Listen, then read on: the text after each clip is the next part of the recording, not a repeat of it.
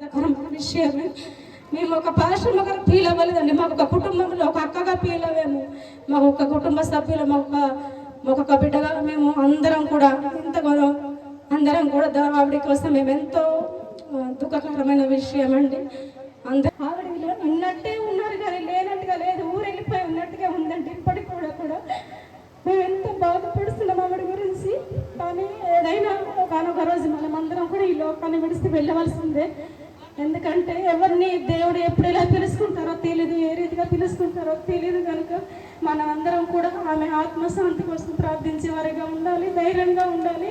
తన బిడ్డలకు అయ్యగారికి మనం అందరం కూడా ధైర్యం చెప్పేవారిగా ఉండాలి. మనమే కన్నీరు విడిచి ఏడుస్తుంటే ఆయన వాళ్ళు మరి ఇంతగా దుఃఖపడతారు.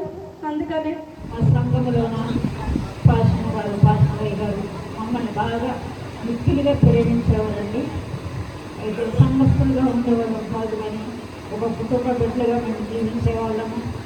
మరి మాకు ఏ కష్టం వచ్చినా, ఏ బాధలు వచ్చినా, ఏ అనారోగ్యం వచ్చినా కూడా అమ్మగారికి మేము అయ్యగారికి తెలియపరిస్తే ఒక అమ్మగారు అయ్యగారు లాగా తర్వాత మమ్మల్ని చూడడానికి వచ్చి ఎలా ఉన్నారు అని మా అమ్మగారు అయితే మమ్మల్ని మిక్కిలిగా ప్రేమించేవారండి. మా సంఘంలో కూడా మేము పెద్దవాళ్ళము, వృద్ధులము. అయితే వృద్ధులు వీళ్ళని మరి ఎండతో మందిరానికి వచ్చారని కూడా మమ్మల్ని ఎండతో ఇంటికి పంపించకుండా అక్కడే భోజనాలు అని పెట్టేవారు. దుఃఖకరము, బాధకరము. ఇది మేము మా గుండెలు పడలేనటువంటి ఈ గొప్ప భయంకరమైనటువంటి స్థితి మాది. మాకే ఇలా ఉన్నదంటే మా అయ్యగారికి బిడ్డలకి మరి ఎంత మరి ఎలాగుంటుందో మరి దేవుడికి తెలుసు, మరి మా విశ్వాసం తెలుసు. కానీ ఈ దినము మేము ఇక్కడికి రావడానికి మా అమ్మగారు మరణం గారికి వారి కుటుంబానికి, అలాగే రెవరెండ్ ప్రభుదాస్ గారు వారి కుటుంబానికి ప్రగాఢమైనటువంటి సానుభూతిని తెలియజేస్తూ ఉన్నాను. నిజంగా దైవజనులు రెవరెండ్ జోనాథన్ గారు మా ప్రాంతానికి వచ్చి అక్కడ ఒక అద్భుతమైనటువంటి సాక్ష్యం కలిగి, ఒక సమర్పణ కలిగి అనేక మంది దేవుని సేవకులకు మేలుకరంగా వారి పరిచర్యలు ముందుకు సాగుతూ ఉన్నారు.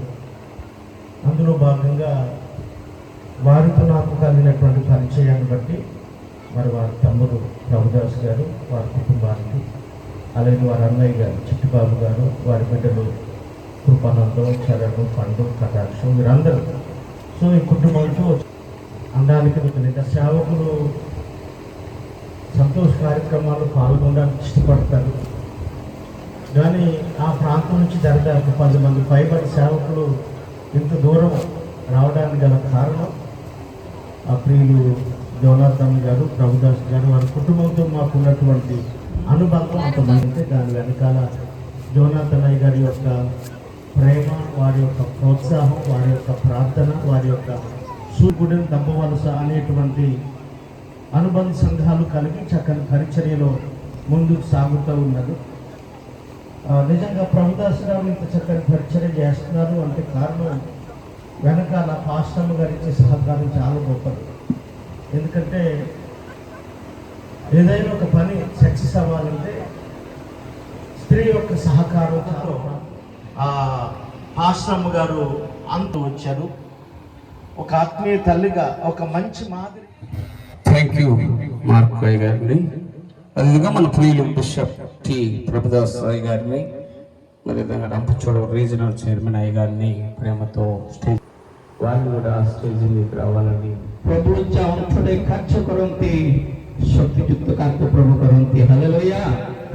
ఒక గ్రామంలో ఒక వ్యవసాయుడు ఉండేటంట. అందరూ రకరకాల పొలంలో రకరకాల పంటలు వేస్తుంటే ఆ వ్యవసాయుడు ఒక గులాబీ చెట్టును వేసుకున్నాడంట. ఒక తోటని వేసుకుని ఆ గులాబీ పువ్వు ఎక్కువగా నిద్రపోకుండా రాత్రిలు పగలు కష్టపడుతున్నాడు. దేవుని బిడ్డలారా, దేవుని సేవకుడు చేసే పని అదే. ప్రతిదినము సంఘం కొరకు ప్రార్థన చేస్తూ ఒకరోజు ఒక దోమ ఆ చెట్టు మీద వాళ్ళ కానీ ఆ దోమను తరమటంత జాగ్రత్తగా చూసేవాడంట యజమానుడు వారింటికి. అయితే ఈ గులాబీ చెట్టు పెరిగి మొగ్గలు వచ్చినాయి. ఇంకా సర్ది వచ్చింది, అయ్యో ఈ చెట్టు పెరిగిపోయింది, మొగ్గలు వచ్చినాయి, ఇంకా రేపు పొద్దున పువ్వు వస్తే ఈ పువ్వును తీసుకుని ప్రభు చేత పెడుతుందని విశ్వాసంగా ఎదురు చూస్తున్న ఒక పని మనిషి పువ్వు పెరిగిపోయి పెద్ద అయిపోయింది. రాత్రి పగలు ఎదురు చూసి ఒక్క నిమిషం రెప్పేసాడట. ఎన్ని నిమిషాలు? ఒక్క నిమిషం రెప్పేసిన వెంటనే ఆ పువ్వును ఎవరో కోసుకుపోయారు.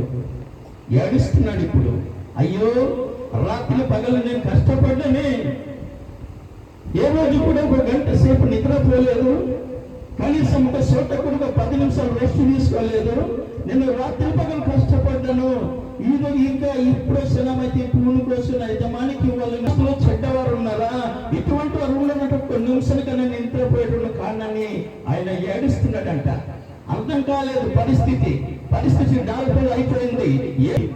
ఆయన తోటలాగానే చాలా ఉజ్జీవంగా మొగ్గలు పోసి మంచి కోతకు వచ్చే టైంన ఎవరు తీసుకుపోయారు అర్థం కాకపోయినప్పటికీ ఇప్పుడు అంటాడు, యేసు ప్రభువారు దిగి వచ్చి ఆ తోట మాడితనంటాడు, అయ్యా, నీ కష్టాన్ని నేను చూశాను, నీ బాధ నేను అర్థం చేసుకున్నాను, నీ పరిస్థితి నాకు అర్థమైంది. ఇంకా చనిపోయినాడు కదా, నాకు మర్చిపోయింది.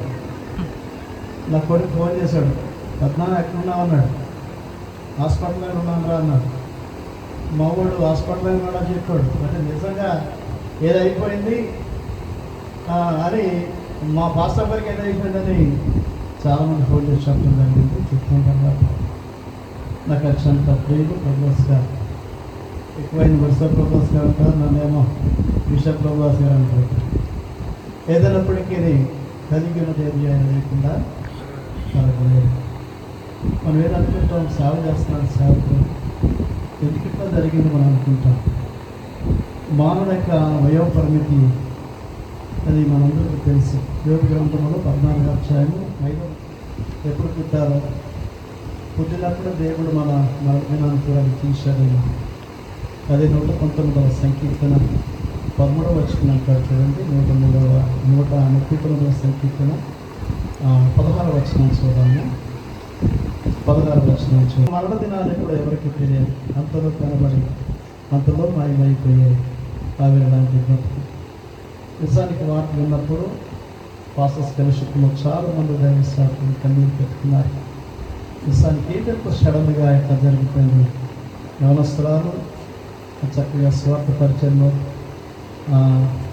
తోడ్పడుకున్న బిడ్డ. ఒకసారి నేను ప్రభాస్ గారికి వెళ్ళాను, సభల కొరకు కొన్ని మాట చెప్పాను. వెళ్తే వాళ్ళ కుమారుడు చెప్పాడు, నాన్నమ్మ లోపల ప్రార్థన చేస్తున్నారండి అన్నారు. వాళ్ళు అప్పుడే గురించి వెళ్తూ వచ్చారు. నాకు అంత సంతోషమైంది. ప్రభా కుటుంబం కలిసి జీవితము రాలిపోతుంది, జీవితం కాలిపోతుంది, పూలాంటిది జీవితం రాలిపోతుంది, గడ్డి లాంటిది జీవితం వాడిపోతుంది.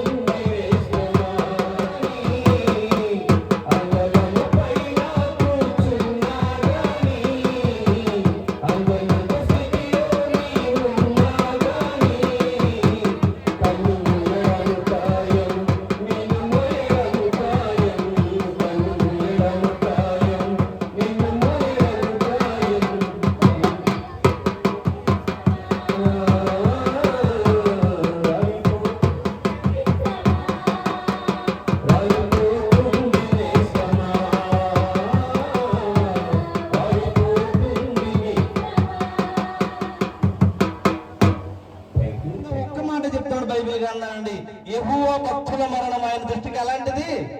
విలువ గలది. యెహోవా భక్తురాలిగా ఉండి, యెహోవా భక్తుడిగా ఉండి నువ్వు మరణిస్తే దేవుని దృష్టిలో నువ్వు ఎలా ఉంటావు? విలువ విలువగా ఉంటావు.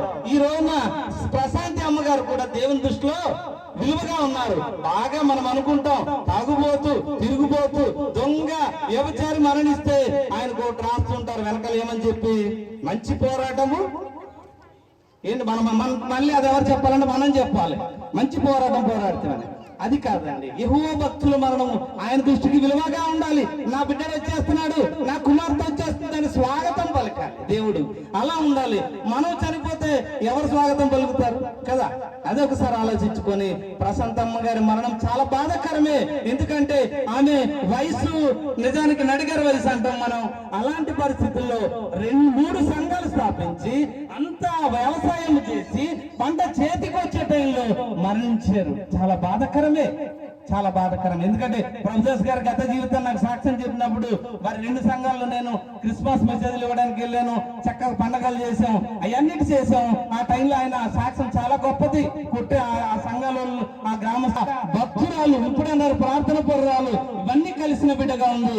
అమ్మ వారి కుమార్తెలకు కుమారుడికి నేను ఒకటే చెప్తాను, మీ అమ్మగారు దేవుడు ఆనందంగా స్వీకరించి తీసుకున్నారు తల్లి.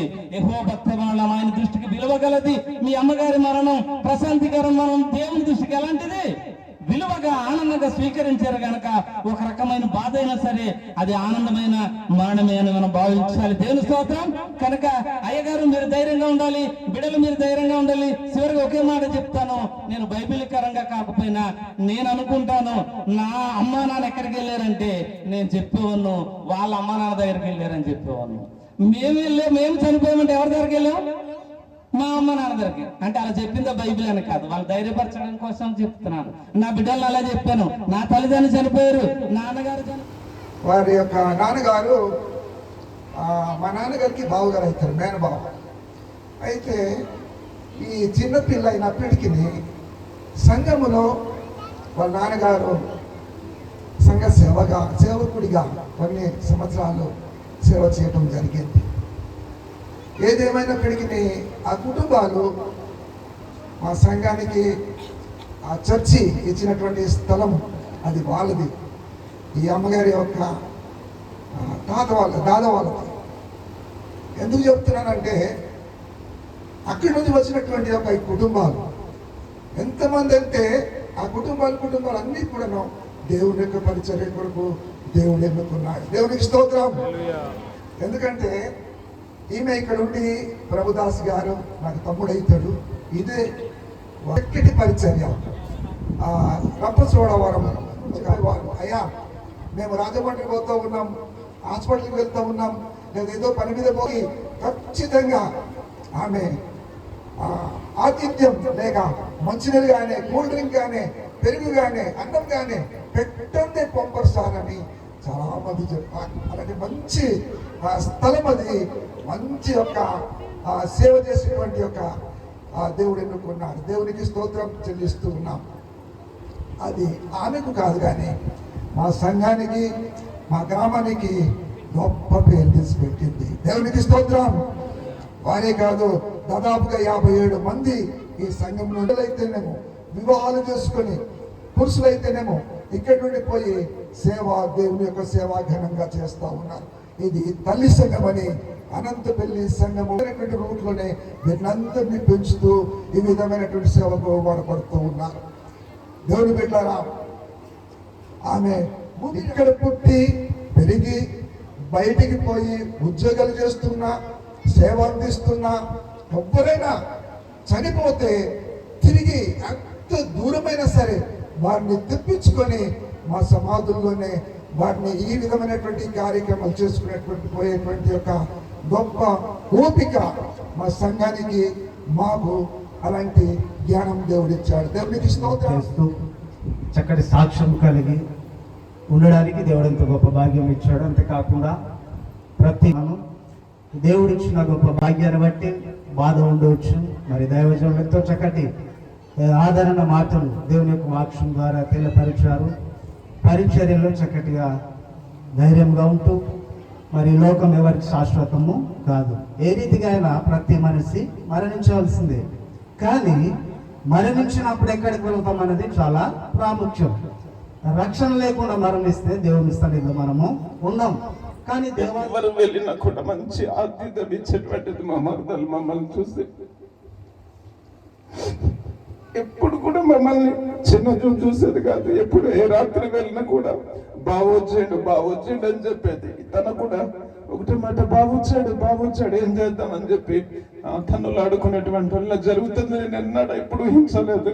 మా మరదలు మమ్మల్ని ఎంతగానో ఆప్యాయతతో ప్రేమించింది, ఎంతో ఆతిథ్యం ఇచ్చేది. ఎవరు వచ్చిన మార్గంలో ఎవరు వెళ్తున్నా కూడా ఎవరిని కాదనదు. అది ఏ టైం వెళ్ళినా మంచి నీళ్ళు ఇస్తుంది, మజ్జిగ ఇస్తుంది, టీ పెట్టమంటే చాలా ఓపిక కలిగినటువంటిది. ఏనాడు ఎవరు వచ్చినా నేను చూసేవాళ్ళని, చాలా మంది వచ్చేవాళ్ళు. పాస్టర్లు వస్తే ఆయన కూర్చొని ఏం చేశాడంటే టీ పెట్టి బుజ్జి అంటే టీ అన్నం ఉండమంటే అన్నాం. ఎప్పుడు కూడా నేను మంచం మీద జరుగుతుంది. ఎప్పుడు నేను అనుకోలేదామని, నేను ఎప్పుడు వెళ్ళినా నన్ను ఎంతగానో ప్రేమించేది.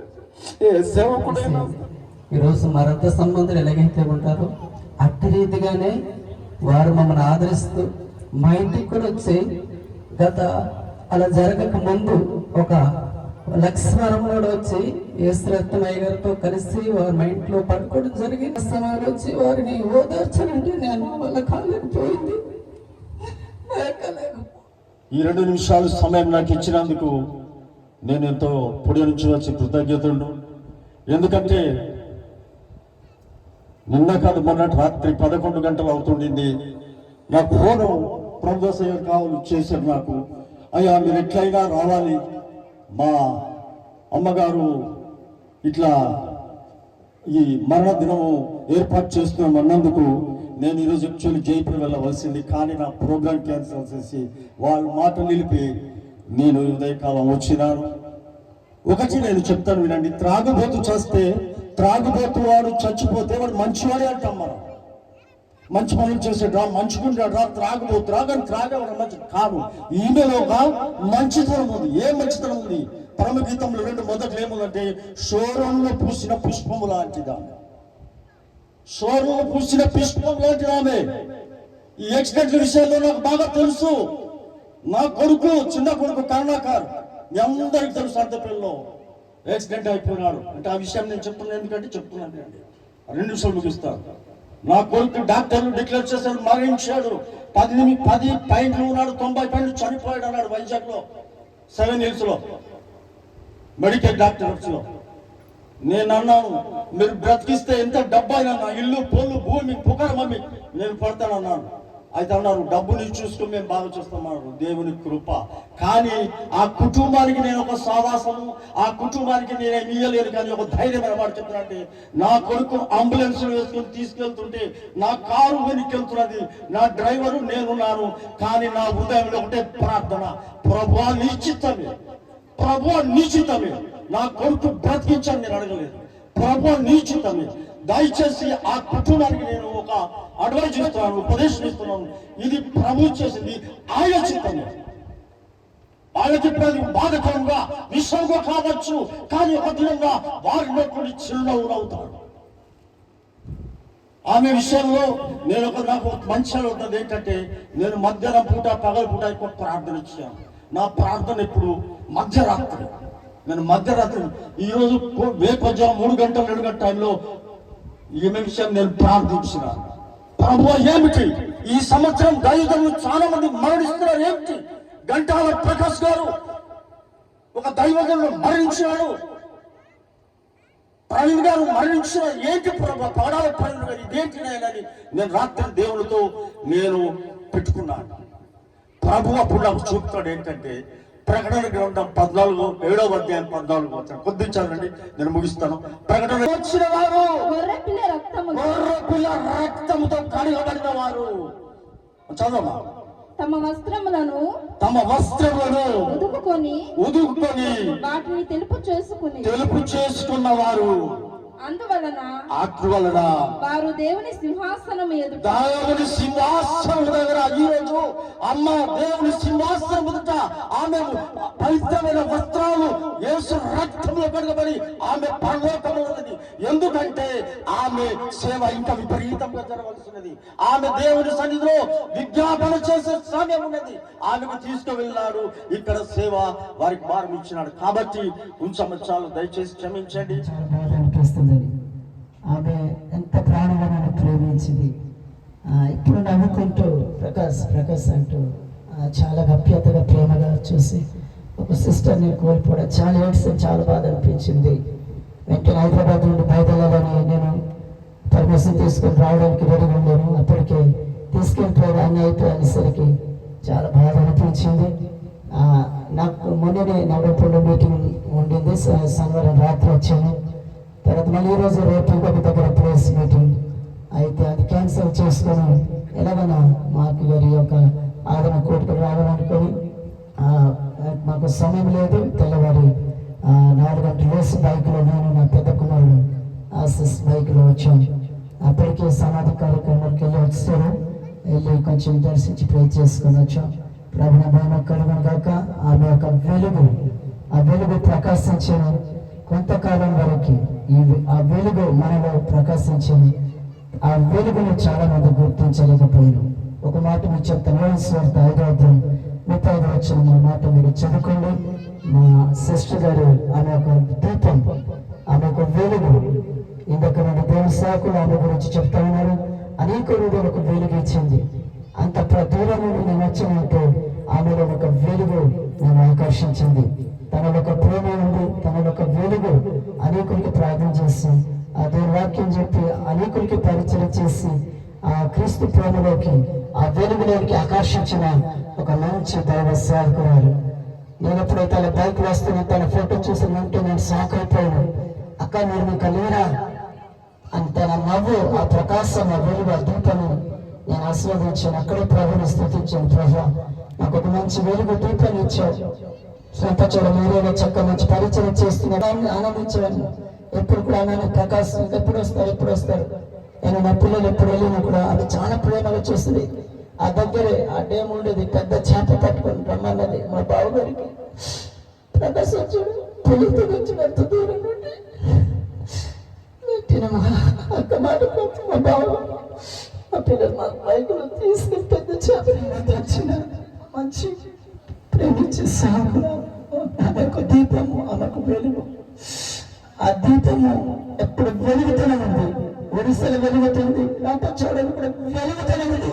యేసయ్య లోకానికి వెలుగున్నాడు కనుక ఆ యేసయ్య వెలుగు మా అక్కడిలో ఉంచారు. మహిమ చెల్లిస్తూ ఉన్నాను. తండ్రి అయిన దేవుడు, కుమారుడైన దేవుడు కమలాకారయ్య గారికి వారికి ప్రత్యేకమైనటువంటి శుభాలు తెలియపరుస్తూ ఉన్నాను. ప్రభుదాస్ గారి యొక్క ఆహ్వానం మేరకు ఆహ్వానించబడినటువంటి అధ్యయనం ప్రత్యేకమైనటువంటి శుభాలు నేను తెలియపరుస్తూ ఉన్నాను. డోర్నకల్ అధ్యక్ష మండలంలో తొర్రూరు పాస్టేట్లో పాస్టేట్ చైర్మన్ గా గత 4 సంవత్సరాల నుండి నేను పనిచేస్తూ ఉన్నాను. మరి ఈ రోజున ఈ విధముగా మీతో కలుసుకోవటానికి దేవుడిచ్చిన మహాకృపను బట్టి దేవుని యొక్క ఉన్నతమైన నామానికి నేను ప్రత్యేకమైనటువంటి శుభాలు తెలియపరుస్తూ ఉన్నాను. దేవుని స్తోత్రం కలుగాక. హల్లెలూయా, హల్లెలూయా. దేవుడు ఇచ్చాడు, దేవుడు తీసుకున్నాడు, ఆయన నామమునకే స్తుతి కలుగును గాకనే మరణములో స్తుతిని నేర్పించినటువంటి మహాభక్తుడు యోగు భక్తుడు. దేవుని స్తోత్రం. మరణము అనేటువంటి మాటకు ఆత్మ శరీరము నుండి వేరు చేయబడటం, దీనినే మరణము అనేటువంటి పేరుతో మనం పిలుస్తూ ఉంటాం. దేవుని బిడ్డలారా, మరణము అనేటువంటిది అందరికీ ప్రాప్తించును, మరణము అందరికీ సంభవించును. మరణానికి వయసుతో పరిమితము లేదు. మరణానికి వీడు చిన్న, అది పెద్ద, ఇది పల్లె, అది పట్టణము, వీడు నల్లవాడు, వాడు తెల్లవాడు, వీనికి డబ్బు ఉన్నది, వీనికి డబ్బు లేదు, వీడు దేశీయుడు, వాడు విదేశీయుడు అనేటువంటి భేదము, తారతమ్యం మరణానికి లేదు అనేటువంటి విషయాన్ని మనం జ్ఞాపకం చేసుకోవాలా. తర్వాత దేవుని యొక్క దృష్టిలో బైబిల్ని బాగా చదివేటువంటి మనము దేవుని యొక్క దృష్టిలో మరణము అనేటువంటిది ఒక నిద్ర. మరణం అనేటువంటిది ఏంటంటే నిద్ర. న్యూ టెస్టిమెంట్ లో యేసు ప్రభు లాజర్ని, నిద్రించున్నటువంటి లాజర్ని లేపుదాము రండి అని శిష్యులతో మాట్లాడాడు. తర్వాత పౌలు నిద్రించున్న వారి గురించి మీకు తెలియకుండా నాకు ఇష్టమో లేదు, ఈ చిన్నది నిద్రించుచున్నది. ఈ 3 మాటల్ని బట్టి దేవుని దృష్టికి మరణము అనేటువంటిది ఒక నిద్ర అనేటువంటి విషయాన్ని మనం జ్ఞాపకం చేసుకోవాలి. దేవుని స్తోత్రం. హల్లెలూయా. మరణం అనేటువంటిది ఏంటంట, అదొక నిద్ర అనేటువంటి విషయాన్ని మనం జ్ఞాపకం చేసుకోవాలా. ఈ రోజున దేవుని బిడ్డలారా, ఈ వేదికను ఉన్నటువంటి వారు, ఈ ప్రాంగణంలో కూర్చున్నటువంటి వారు చాలా మంది మీరు మాట్లాడుతూ మా సన్నిధికి చేరినటువంటి విధానమును పురస్కరించుకొని జ్ఞాపకం చేసుకొని మీరందరూ ఒక్కొక్క కోణములో నుంచి ఒక్కొక్క కొత్త మాటలు మాట్లాడారు. దేవునికి మహిమ కలుగును గాక. దేవుని సేవకుడుగా నేను చెప్పేటువంటి మాటలు ఏంటంటే, ఆ బంధువులు ఆదరించిన, వేదిక మీద ఉన్న సేవకులు ఆదరించిన ఈ మాటలు కొంతవరకే మనకు ఆదరణ. ఒక క్రైస్తవునికి, ఒక కుటుంబానికి ఆదరణ ఏంటని మనం ఆలోచన చేస్తే ఒక దేవుని లేఖనము మాత్రమే. చప్పట్లు కొడుతూ దేవుని నామాన్ని మహిమపరుస్తాం. గట్టి కొట్టండి హల్లెలూయా, గట్టి కొట్టండి హల్లెలూయా. నా నందం కోరేవాడా, నా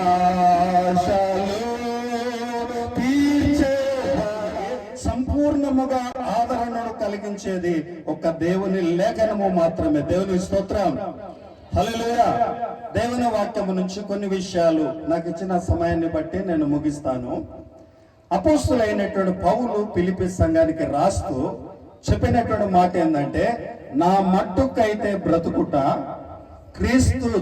క్రీస్తు కొరకు నేను చావైతే లాభం, క్రీస్తు కొరకు చావైతే లాభం. నెంబర్ 1 పాయింట్ ఏంటంటే, మరణం అనేటువంటిది క్రైస్తవులకు ఎప్పుడు కూడా లాభము అనే విషయాన్ని మనం జ్ఞాపకం చేసుకోవాలి. ప్రకటన గ్రంథంలో ఉన్నటువంటి ఒక మాట నేను చెప్తాను. ఇక్కడ రాయబడినటువంటి మాట, ప్రభువు నందు ఉండి మృతులైన మృతులు ధన్యులు. నా వైపు చూడండి. ఇప్పుడు మీరందరూ కూడా మరణము అనేటువంటిది ఎప్పుడు కూడా క్రైస్తవులకు లాభముగానే మనం పరిగణించాలి. మరణం అనేటువంటిది క్రైస్తవులకు ఎప్పుడు కూడా అది ధన్యతగానే మనము పరిగణించాలని దేవుని వాక్యము సెలవిస్తూ ఉన్నది. బైబిల్లో రాయబడినటువంటి పఠనాల నుంచి ఒక 4 విషయాలు నేను జస్ట్ అట్లా టచ్ చేసి అవుట్ లైన్స్ మాత్రమే చెప్పి ఈ వాక్యమానాన్ని ముగించాలని ఆశపడుతున్నాను. మరణము అంటే శరీరము అనేది మార్చబడటం. మరణం అంటే ఏంటంటే బైబిల్ ప్రకారం శరీరము మార్చబడటం అంటే ఏంటి? మనము మట్టి శరీరముతో ఉండి మరణించాము. మరణించిన తర్వాత ఆ శరీరము మహిమ శరీరముగా మార్చబడుతుంది. దేవుని స్తోత్రం, హల్లెలూయా. ఏ శరీరముగా మార్చబడుతుందట? మహిమ శరీరం. యేసు ప్రభు చనిపోయాడు. శిష్యులందరూ యూదులకు భయపడి మేడగదిలో ఉన్నారు. యేసు మహిమ దేహముతో ప్రవేశించి మీకు సమాధానము కలుగును గాక. అదే శరీరం అంటే అది మహిమ కలిగినటువంటి ద గ్లోరీ ఆఫ్ బాడీ అనేటువంటి విషయాన్ని మనం జ్ఞాపకం చేసుకోవాలా. కాబట్టి మరణము అంటే శరీరము అనేటువంటిది చెప్పబడినటువంటి మాట. రెండవది, మరణము అంటే స్థలము మార్చబడటం.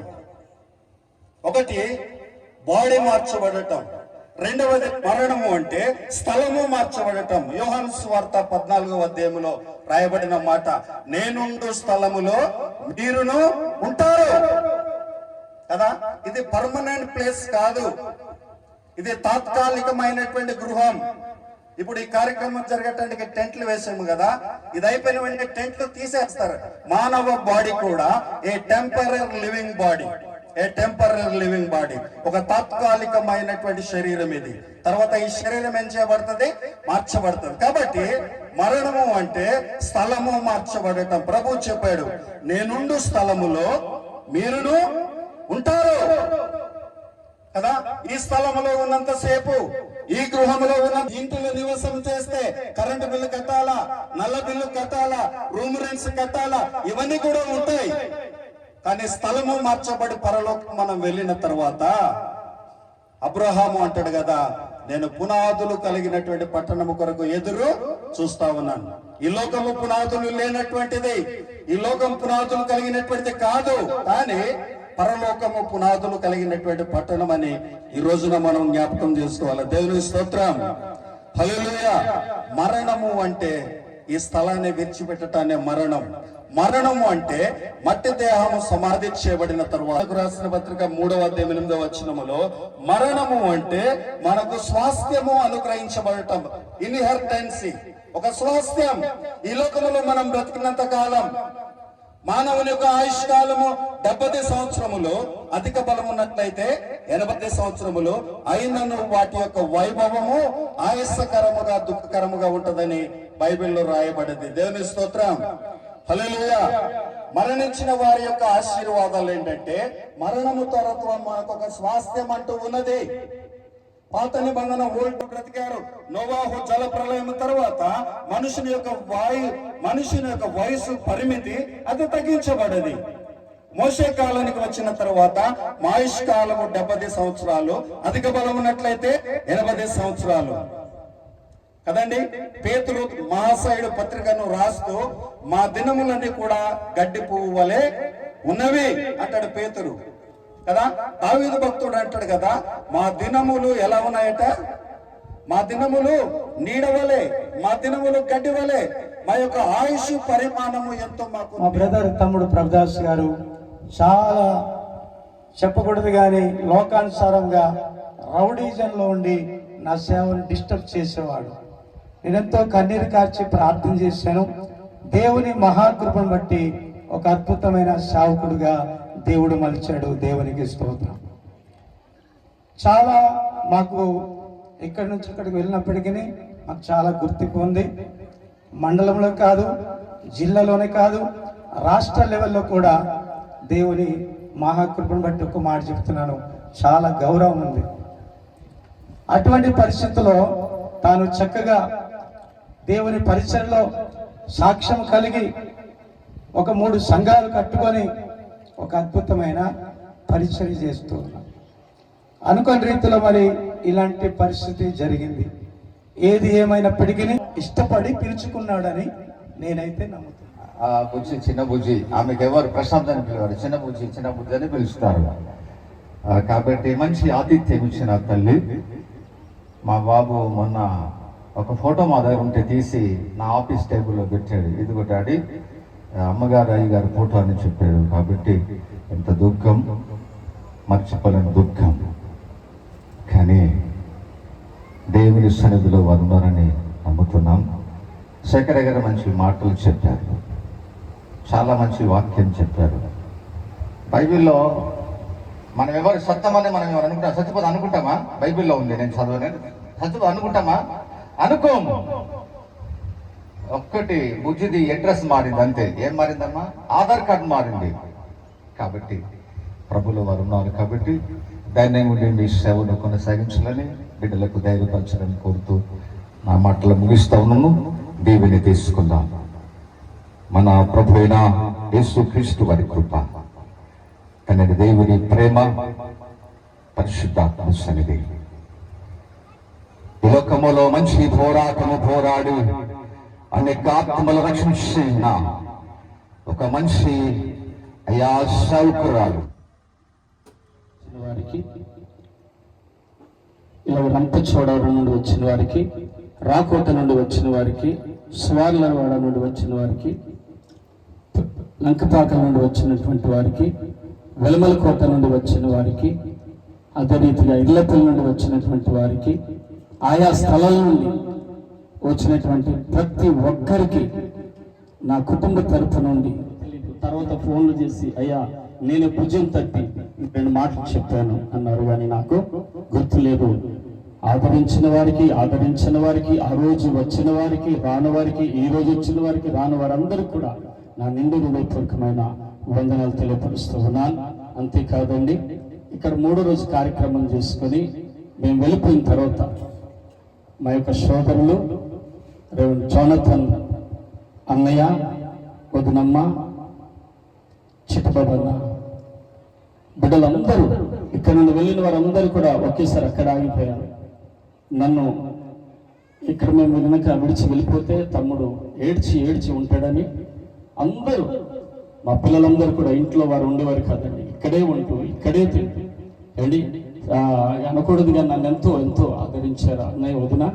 అక్కడే ఉంటూ మొన్న ఒక సండే మిస్ అయిపోయింది కదా ఆరాధనకి, 2వ సండే మిస్ అవ్వకూడదు. ఆదివారం సాయంకాలము నాకు అడిగి, వదిన, అన్నయ్య, వారి కుమారుడు సేవకుడు దయానందు, వారి యొక్క సతీమణి మా కోడలు లిల్లీగోల్, ఇలా వీరందరూ కూడా నన్ను ఆదరించి అక్కడే ఉండి, అక్కడ ఎలా పడుకునేవారు, తోమలు ఏమయ్యేవారు తెలియదు.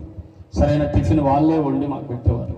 అండ్ ఈ విధంగా నన్ను ఎంతగా ఆదరించి, నన్ను, నా పిల్లల్ని ఎక్కడేమైపోతాడా అని గత వారమంతా నాతో ఉండి నన్ను ఆదరించిన మా సోదరులు, మరి జోనతన్ అన్నయ్యని అన్నయ్య కన్నిటి ప్రార్థన విజయవాడ రౌడీస్పేటర్గా ఉంటూ ఈ ప్రాంతంలో కూడా నా యొక్క ఏంటంటే కోపిష్టు, ముందు దెబ్బ తర్వాత మాట మీ అందరికీ తెలుసు. నా సంఘానికి ఎప్పుడో చెప్పాను, నా సాక్షి కొత్త నా సంఘానికి చెప్పాను, అమ్మ నేను ఇటువంటి రౌడీస్పేట నుండి వచ్చాను, ప్రభు నన్ను దర్శించాడు, ఆయన నన్ను పిలుచుకున్నాడు అని చెప్పాను. అన్నయ్య కన్నిటి ప్రార్థన ఇది యథార్థము సత్యము.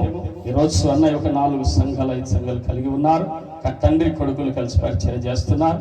ఈ ప్రాంతం లేని నన్ను అత్యంత అలుపుడు, మీ అందరిలో అత్యంత అలుపుడునైనా నన్ను నాలో ఏం చూశాడు, సోకులగూడెంలో నా భార్య, మేము ఎంతో వ్యతిరేకత వచ్చింది, కన్నీరు విడిచాం, ప్రార్థన చేస్తాం.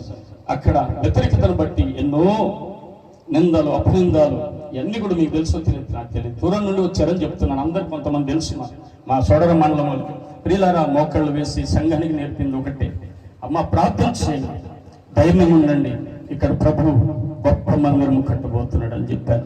ఈరోజు మందిరము స్థలము లేకుంటుంటే ఉపవాస కూడికలు ముగించబడ్డాయి 3 రోజులు. ఇద్దరు భార్య భర్తలు మన మధ్య ఉన్నారు. మా ప్రియులు సంగపతి గారు తామోసు, వారి యొక్క సతీమణి రోజీ గారు ముందుకు వచ్చి ఉపవాసాలు ముగింపు అలాగ అడుగుపెట్టి బయటకు వస్తున్నాం. ఎందుకంటే గారి స్థలం అంతా మందిరంకి ఇచ్చేసి మన చెప్పలు కూడా దేవుని మహిమపరచాలి. హల్లెలూయా. దేవుని ఎప్పుడైతే మాకు స్థలం ఇచ్చారో, మందిరము కట్టామో, వారికి దేవుడు అద్భుతమైన రీతిగా ఒక మంచి గృహం కట్టారు. ఆ గృహం కూడా ప్రతిష్ఠిత దైవ సేవకులు. నా భార్య ఎంతో దుఃఖకరం అయిన విషయం, మొన్నొకటి రీసెంట్గా ఒకేషనల్ ఫంక్షన్ కృతజ్ఞత కూడిక ఉండింది. ఆవిడే ఎన్నో సలహాలు ఇస్తూ ఉండేది. రంపచోడవరం సంఘం నుండి మోకాళ్ళు వేస్తే మోకాళ్ళు వేసేది, స్తుతులు చేస్తే స్తుతులు చేసేది. ఇటువంటి దైవ సేవకుల్ని చాలా ఈరోజు కోల్పోయిన నా భార్యని. కానీ ప్రభు ఇందాక నేను అయ్యగారు శుభకర్ అయ్యగారు అమ్మగారు నన్ను ప్రశంసించడానికి వచ్చారు, నన్ను ఆదరించడానికి. ఏంటయ్యా అన్నప్పుడు నేను దేవుడు నాకు మేలు చేశాడు, యెహోవా నాకు ఏం చేశాడు, మేలు చేశాడు అని అదే చెప్పారు ఆయన. ఏం చేసి ఎందుకని మేలు చేశాడంటే నన్ను బ్రతికించాడు. అండి ఏం చేశాడు మరి, నన్ను బ్రతికించి నా భార్యను పిలుచుకున్నాడు, పరలోక పిలుపుని అందుకున్నది. ప్రియ దేవుని సంఘబిడ్డలారా, ఈరోజు ఇద్దరం చనిపోతే మీరందరూ ఇంత అన్యాయం చేస్తారా? ప్రభు ఒకరిని బ్రతికించున్న బాగున్నా, తల్లి లేని తండ్రి లేని పిల్లలు చేశారు, వారు సేవకులేమో అనే మాట వస్తుందని అది రానివ్వకుండా ప్రభు నన్ను బ్రతికించాడు. నడుములో వెన్నుపూస దగ్గర మల్లుడి గారు తీసుకెళ్లారు, ఇబ్బంది పడుతుంటే స్కానింగ్ తీస్తే అక్కడ ఎముక చితికిపోయింది. చాలా ఇబ్బందులను మెడిసిన్ వాడతాను, 3 రోజులు బెడ్ రెస్ట్ లో ఉండాలి. అయినా నిన్న జర్నీ చేసి వచ్చాను, రాత్రి సమాధి కార్యక్రమానికి ఉదయం వెళ్ళవలసి వస్తుందని. అండి ఇలాగా దేవుని కృపలు నన్ను బలపరుస్తూ ముందుకు తీసుకెళ్తున్నారు. నా భార్య ఆశ ఒకటి ఉండిందండి, అది చెప్పేసి నేను ముగిస్తున్నాను. సిఎస్ఐ చర్చిలో జ్ఞానానంద అయ్య గారు పిలిస్తే మేము వెళ్ళాం. అయ్యా రండి, చర్చ్ కడుతున్నాం, అయిపోతుంది, ఇక్కడ రండి ప్రార్థన చేయమన్నప్పుడు నా భార్య ఆ డోర్ చూసింది.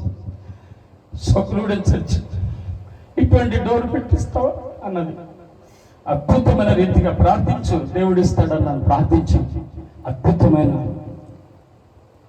డోర్ కట్టడం జరిగింది. 1,00,000 రూపాయలు. అప్పులయ్య గారు తెలుసు, శుభకరయ్య గారు అంతా వస్తుంటారు, మార్కాన్ని అందరికీ. అంటే నేను పొగుడుకోవట్లేదు, బట్ ఆవిడ ఒక ఆశ, ఆవిడ ఒక నాతో చివరి పలుకులు.